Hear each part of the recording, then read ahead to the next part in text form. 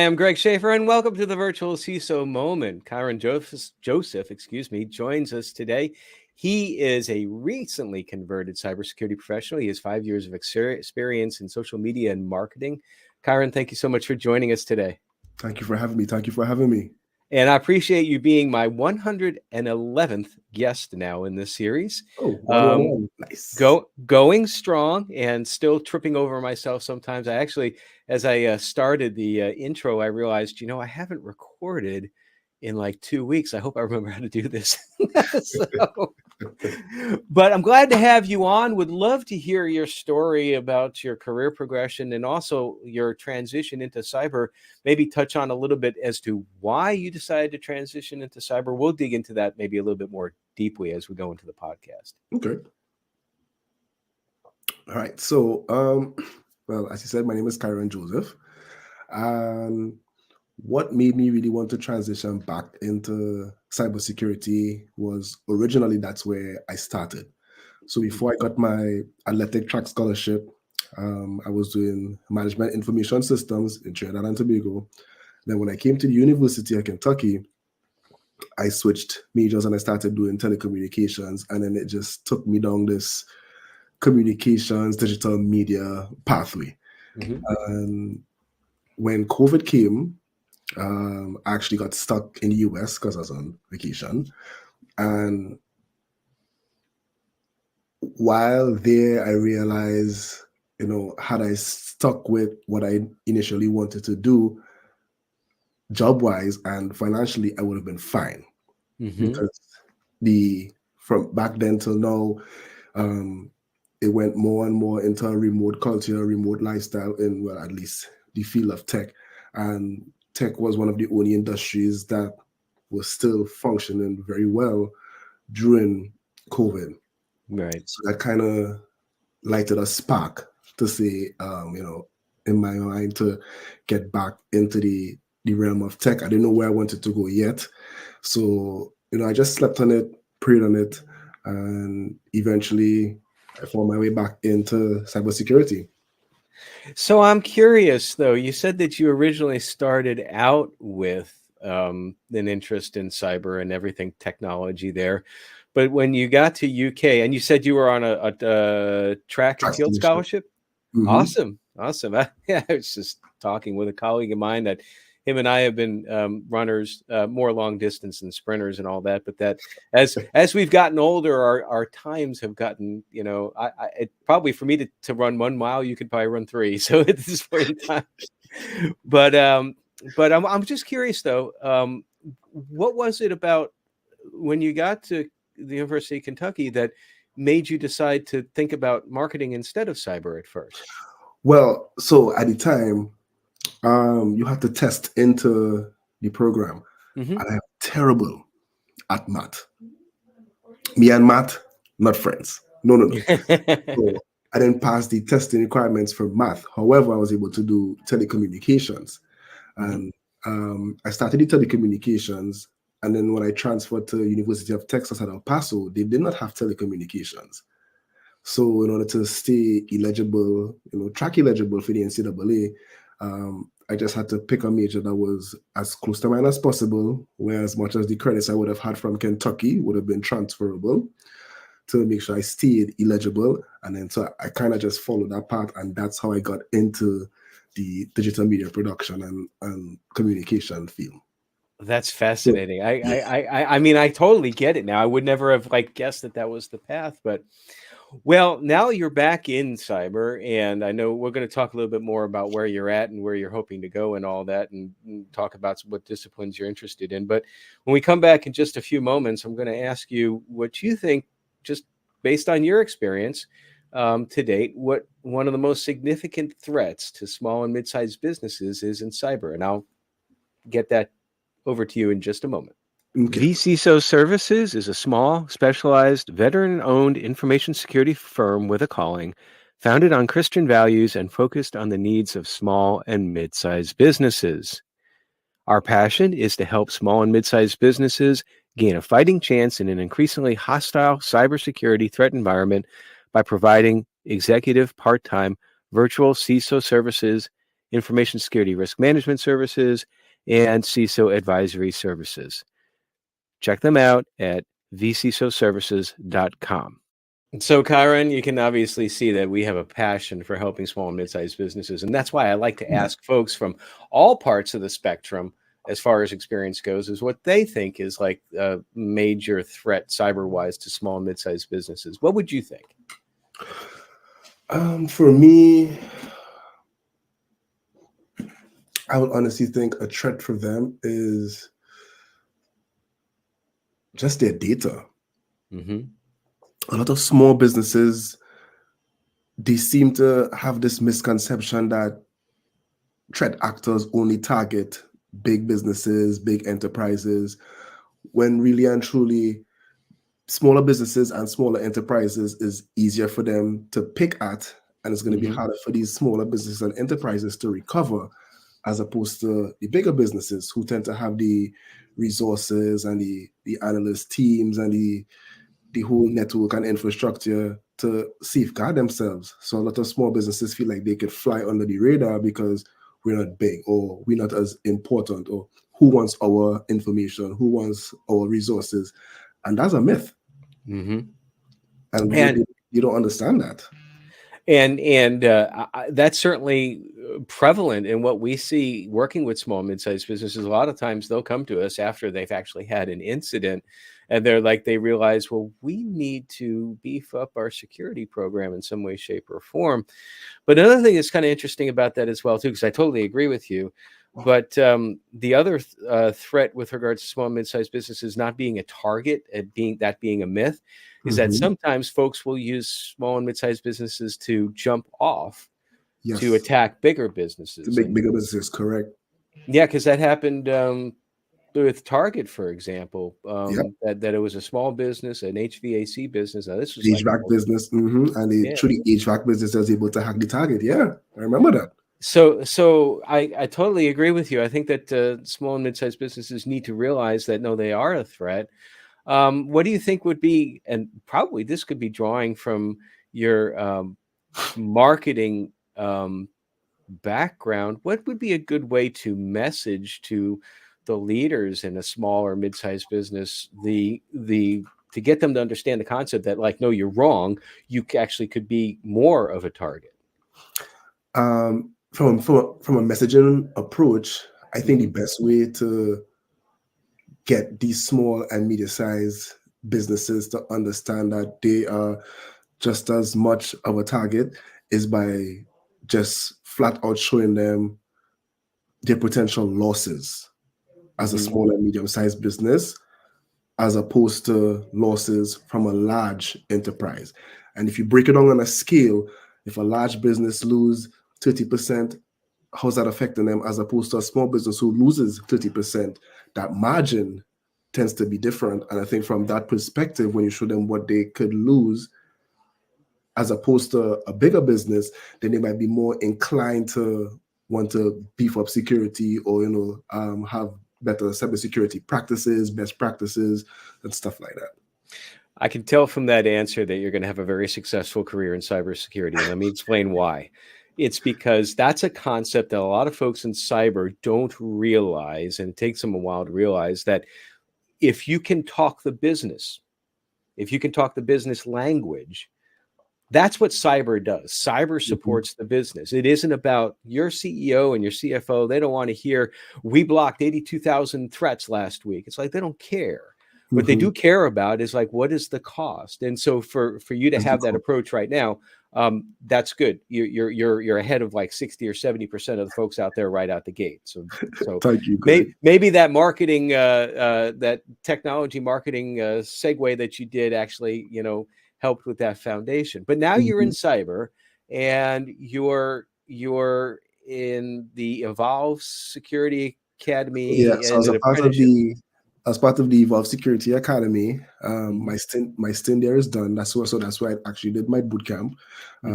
Very informative.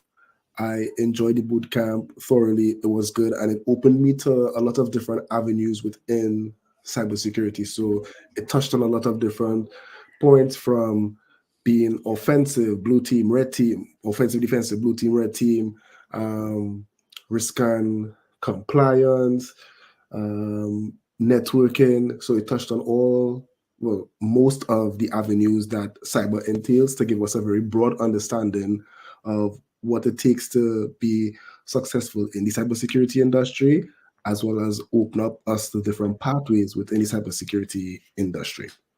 And cyber, of course, nowadays there are so many different paths. Now, when I started, because I'm a fossil basically, I've been around forever, but there was no cybersecurity when I started out in the field. It's basically the first part of my career was getting folks to talk to each other, as It was opposed to like MIS, yeah, or data processing, I think we data call it too, processing. Yep. something like Yep. that.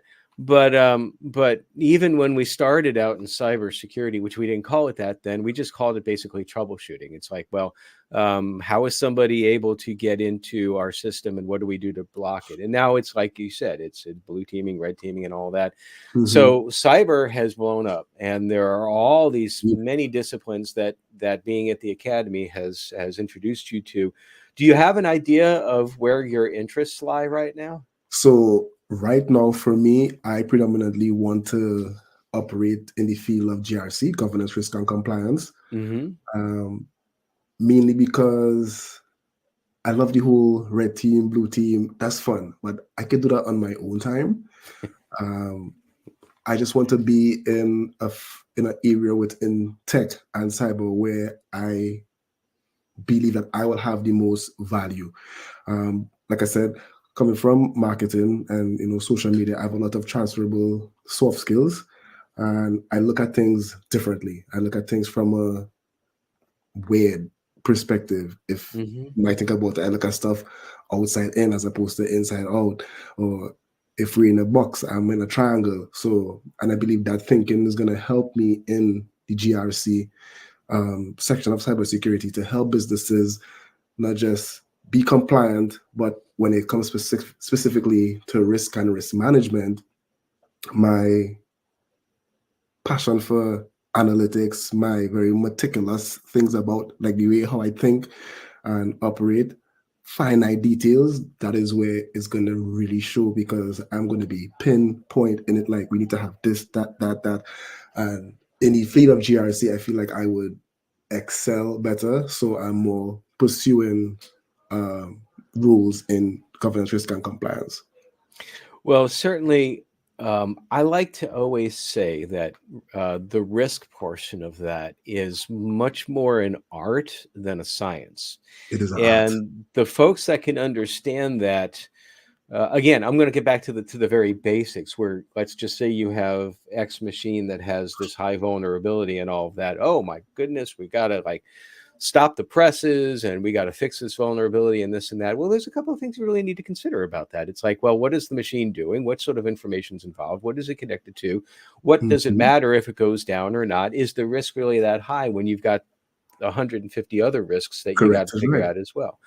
And I think that again, getting back to what I was talking about as far as business communication, it one of the most important things that I think somebody needs to have to succeed in the GRC world is that business acumen, being able to understand the whole risk tolerance of the As a business. whole, correct. And so you mentioned though that some of the soft skills that you learned in social media is helping to transition. Can you dive into that a little bit more? Like, what is it from your previous? Because Yes. let me back up for a second. I'm fascinated when, and I think this is how we first connected. I'm fascinated when people decide to transition from one area to another into cyber, rather from one area into cyber, and delving into the transition, the transferable skills. Because I think sometimes people, they are a little bit afraid to start to make that leap because they don't realize that a lot of what they learn can be transferred. So can you Mhm. kind of get into that a little bit deeper? Yeah,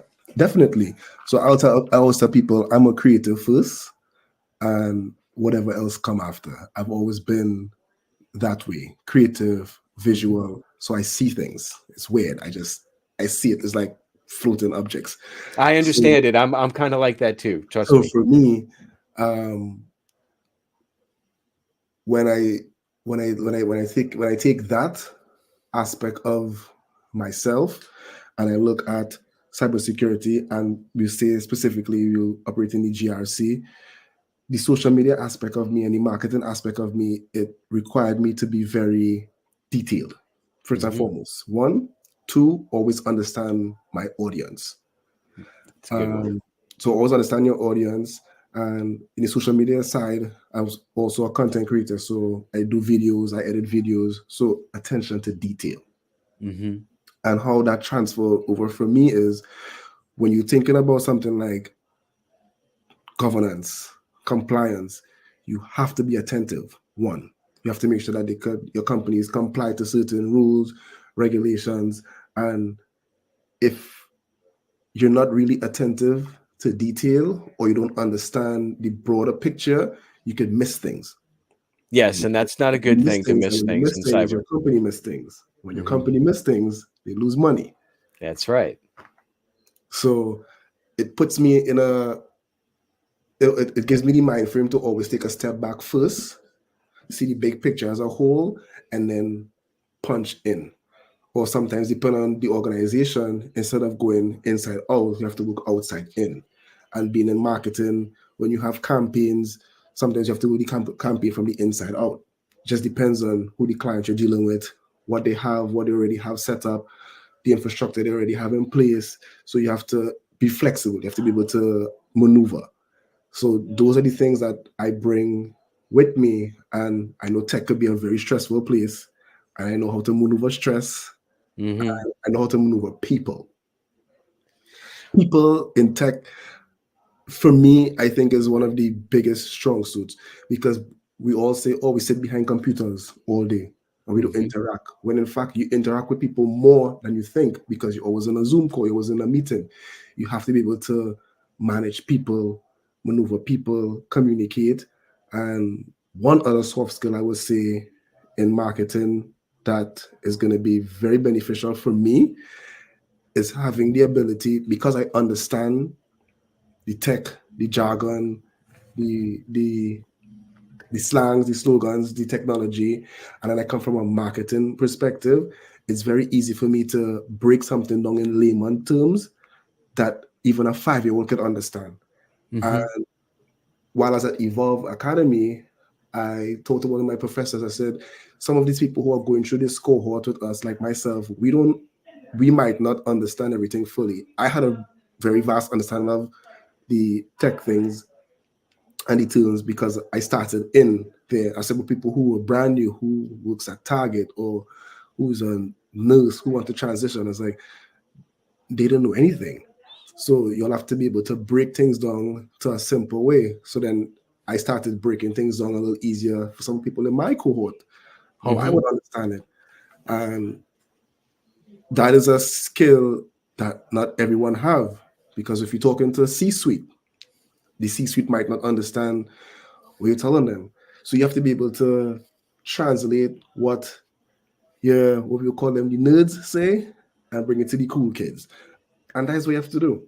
And That is, yeah. And that is dealing, exactly what I tell folks that's what a CISO does. Chief Information Security Officer has to be that great translator between the techie world and the business world. So, So, but coming from marketing, it gives me the ability to take information, understand it completely, and break it down into such a simple form that when I transfer it over to a C-suite, they understand exactly what I'm saying, how I'm saying, and you know exactly what I mean, and everybody's happy. So those are some of the skills I believe that is going to help me in GRC. And you touched on communication too, and I think that you were saying that, and for some folks in IT and infosec and cybersecurity, communication is tough, and that kind of made me think about a question I'd like your perspective on. You talked about COVID beforehand. And of course, COVID was just one of those things that hopefully we'll never see again and hadn't seen for 100 years. And COVID radically, in some ways, changed how we do things. Nobody really did much video conferencing beforehand. Nobody knew what a Zoom was outside of an old TV show from the 70s.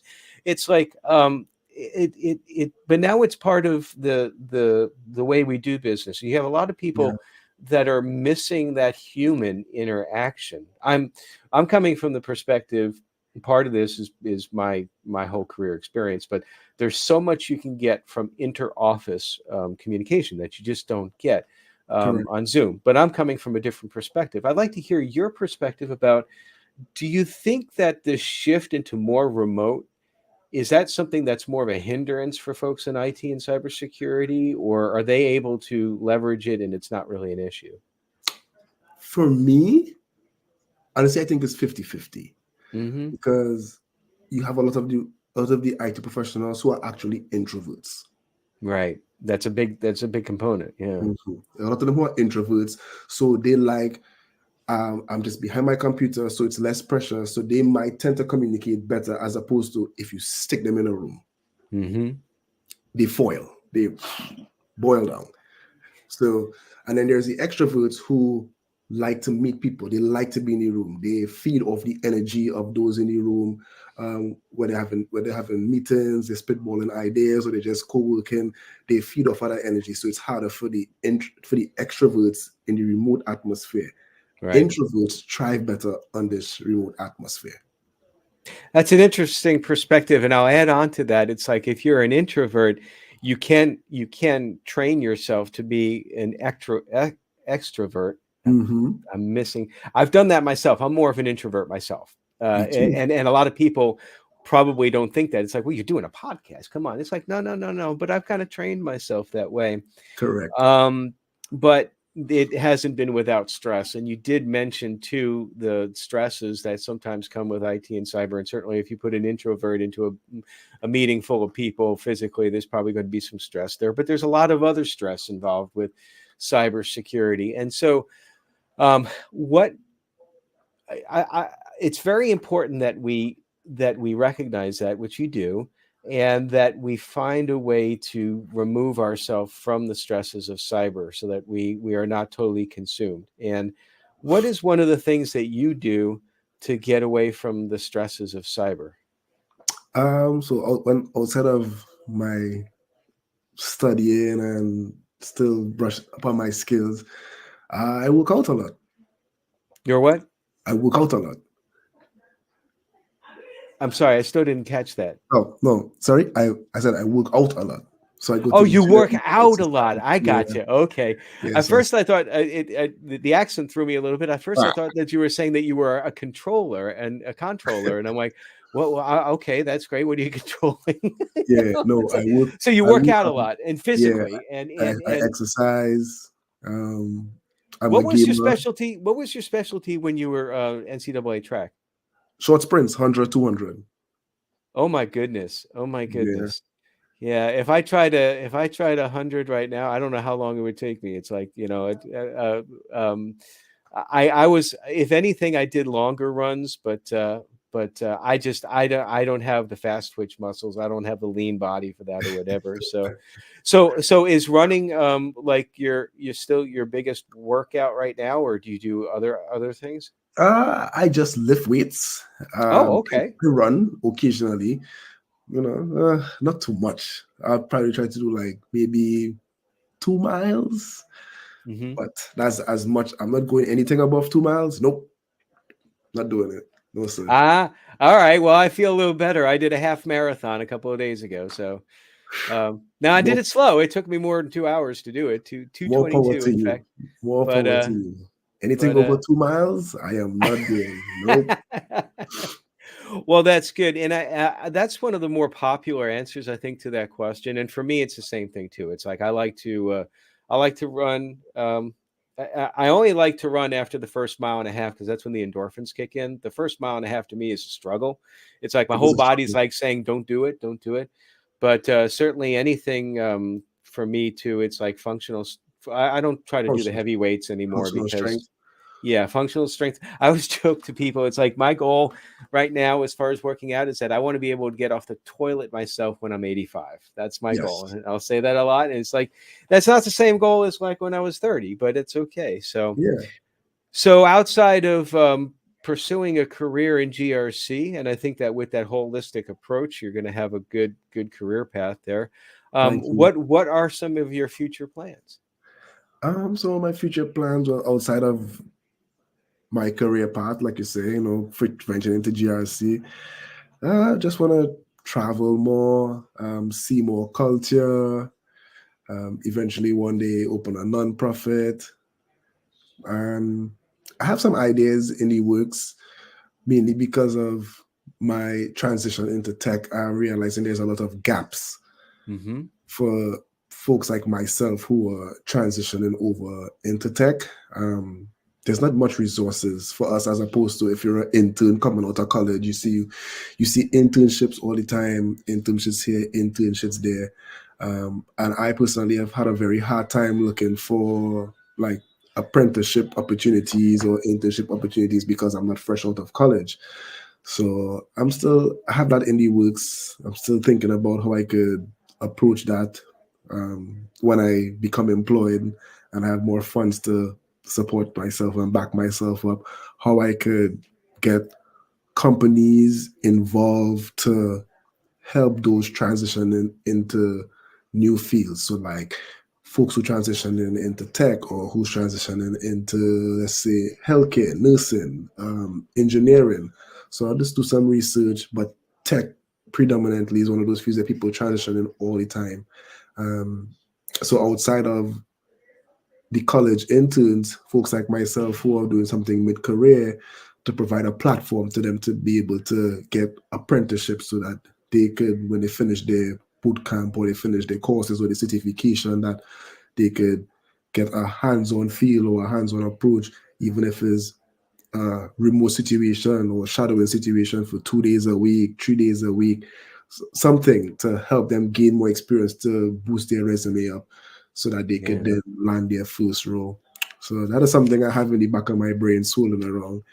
I haven't just jotted down, but as I'm focusing first on getting my first role, and Right. then I'll cement myself and then revisit that and tailor it as I go along. But that is something that I definitely want to bring to fruition and help folks like myself who make a transition mid-career and have it a little tougher than coming out of school. I think that that is an awesome, awesome goal. I'm looking forward to seeing where you go with that in the future. Also, looking forward to seeing where you're going in the GRC world. Best Yeah, of luck looking for that new position. If you're out there and you're know of a position for someone who's got a holistic approach to GRC, like I said beforehand, it's kind of rare to find someone who's going to be talking about business right out of the gate. Give Kyron a call because I'm sure that he can help out your organization. Kyron, thank you so much for joining me today. I thank thoroughly you for enjoyed the having me. Thank you conversation. for having me, Greg. And everybody, stay secure.